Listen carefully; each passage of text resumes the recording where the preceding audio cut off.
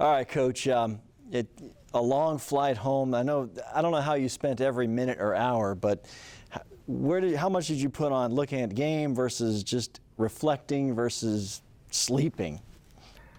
I did not look at the game until this morning when I got back. I played free cell to wind down. Then I slept mostly the entire flight. Probably the last hour and a half I woke up.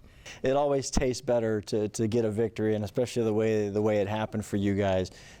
On the backside of that, did guys get a chance to take a breath and look back and go, you know what, this was NFL history that I got to be a part of? I don't know if they did yet. Some of them on the plane mentioned it, and I went to sleep, but I think they knew how important it was after the fact, and once they got out there and saw the crowd and how electric it was, I think it got them all juiced up, and it was important for them. You've been a part of a number of these games. You coached in the London game a few years back. Well, how are these games different? You know, it's kind of people say it's a build-up almost like a Super Bowl, a miniature Super Bowl with the excitement and the crowd and the energy around it, all the pregame shows and that type of thing. What is it like to be in a game like that? All the traveling and things aside that make it a negative, perhaps.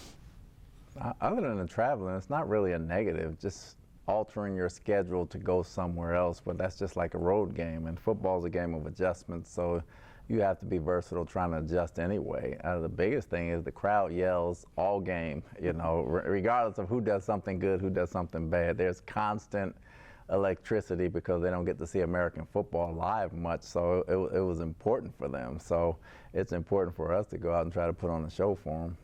We've seen Rachaad White grow and get his chances. With Leonard Fournette, when Leonard, you know, gets to 100%, what kind of trouble do these guys make for defenses, and how can they help the offense overall? Well, it's something we envisioned when the season started. Obviously, it's coming to fruition late, but you know, it's like a 1-2 punch. They both can pound you. They both can run around you. You try to play them both and make sure they get their plays in, and you kind of see who has the hot hand, and you let that person run. But we're happy to have that problem, and hopefully that continues. Is that the most confident you've seen the offensive line this season? Well, they've been confident. You know, it's just a matter of assignment football and staying on your guys. You know, playing hungry and staying hungry, and assignment football and staying on your guys. I thought they did a good job coming out, establishing that, and they played 4 quarters like that. I know you dove into the playbook a little bit, had some trickery. It didn't really work out for tell me, are there any more passes this year for Tom Brady to catch maybe in the end zone? He's done so many great things. You know, he's hardly ever on a bloopers reel, so we thought it would be cool to get him on a bloopers reel. Now the Seahawks take the ball. They're threatening. Devin White makes one of the plays of the day to snuff that drive and give the ball back to you guys. He was playing emotional. He had emotionally, you know, news he got from the passing of his father. He is dealing with a lot. To have that moment and to have the game that he played, what did it mean to you? It says a lot about the man, the character of the guy, what he means to the team, what the team means to him, to go out and play, even get on the bus and the plane to make that trip and play the way he did. Says a lot about the guy, how he was raised and how he was brought up and how we see him as a leader. So you got to take your hat off to him, and you know, you feel for him at the same time, but he played a heck of a ball game. You've seen players that you've had your entire career, they go through personal hardships. When they have the structure, and he even said this, you have the structure to get you to the game, it kind of keeps your mind focused. Now he's got to get on an airplane and fly home. He's off for an entire week. Is this maybe better for him to get away from football and just and deal with this in the best way he can?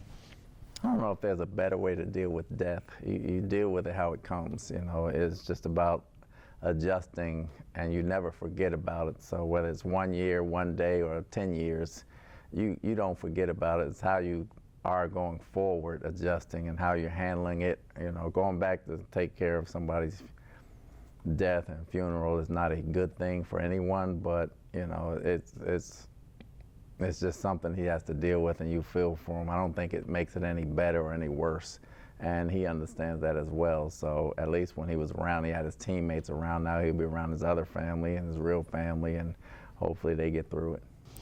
Let me switch over to Cade Otton because we've been talking about him for a few weeks now. On the broadcast, Michael Irvin. Did you ever tackle Michael Irvin? I did. You did? Okay. Well, he's one of your guys then. So he said that he spoke to Cade Otton and said, if you keep going the way you're going, I'm going to put you in the 88 club. And that got Cade excited. Once again, he's coming through and watching his growth in the offense has been really a joy to watch. Cade just shows up every week. He's very unassuming when you see him, and he has a baby face. But when he gets out there, he competes like no other. Not the fastest, not the strongest, but he is one of the toughest, and he does everything the right way. He's very fundamentally sound, and he makes plays when the ball goes to him, and you can count on him, and that's one of the biggest things. The offense and Tom can count on him to be where he needs to be, and we love that about him. And a few weeks ago, you had a couple of days after the Thursday game to kind of dive in and see, kind of take a picture of your program and see what needed to be changed moving forward. Now here we are a couple of weeks later. The scenario seems a little different. You've got time for a deep dive if you would like to go that route.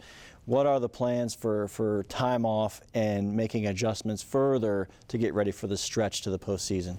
Well, the players will be off, but the coaches, obviously, other than deep diving like we've been doing, we'll get ready for Cleveland, and it just won't be as stressful because you're not playing that week, so you don't have to cram it all into 1 or 2 days. So we'll take it little by little and things, how we can get better, what we need to do for the stretch run going forward, and where we need to place people, and making sure we're all on the same page. And finally, you mentioned after the game, when you get on a little streak like this, you almost don't want to take time off. That said, guys are going to come back a little bit healthier, if you will.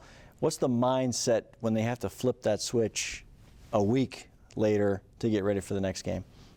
I don't think it's a mindset that has to be switched. This football season, you never get out of football mode. You know, you kind of come in mentally. We have a bonus day on Monday. We'll get that out the way and get everybody back moving around, and we'll start focusing on Cleveland. But our mindset is to try and run the table and get in the playoffs.